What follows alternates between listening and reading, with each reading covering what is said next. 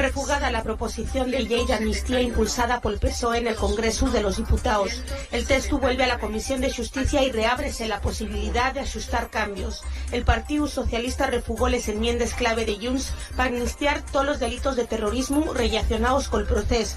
A la fin, la formación liderada por Carles Puigdemont juntóse al bloque del non formado por el PP, Vox, Coalición Canaria y UPyN, que sumó 179 votos frente a los 171 del sí. La economía española crece per tercer año consecutivo. En 2023 fíxolo un 2,5%, una décima más del PIB previsto por el gobierno. Lo que cinca el IPC, la inflación asítiase en xineru nel 3,4%, 3 décimes más que en aviento. Lo que se modera allí la inflación subyacente, que queda en el 3,6%. La antigua planta de Danone en Salas va a abrir el 1 de abril de 2025. Los responsables de la compañía axuntáronse con el consellero de Medio Rural al que presentaron el proyecto para fabricar en Salas queso mozzarella. La inversión va a ser de más de 50 millones de euros, 10 más de los previstos de mano. La plantilla inicial va a conformarla 82 personas, 12 más que cuando pesó Danone. La empresa tiene previsto mercar parte de la leche en Asturias. La Consellería de Vivienda enfótase en poder licitar este primer trimestre la construcción de 250 viviendas de arriendo barato en la parcela de Peritos de Xixón.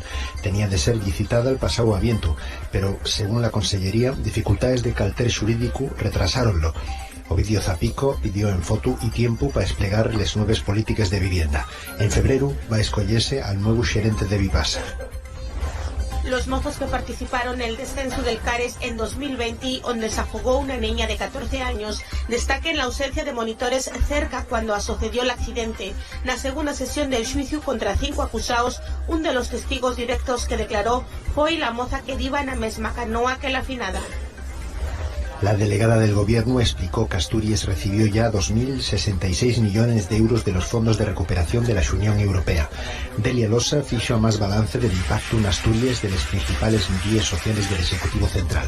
Entre ellas, la última xuba del salario mínimo, que beneficia, dice, a unas 40.000 personas en Asturias.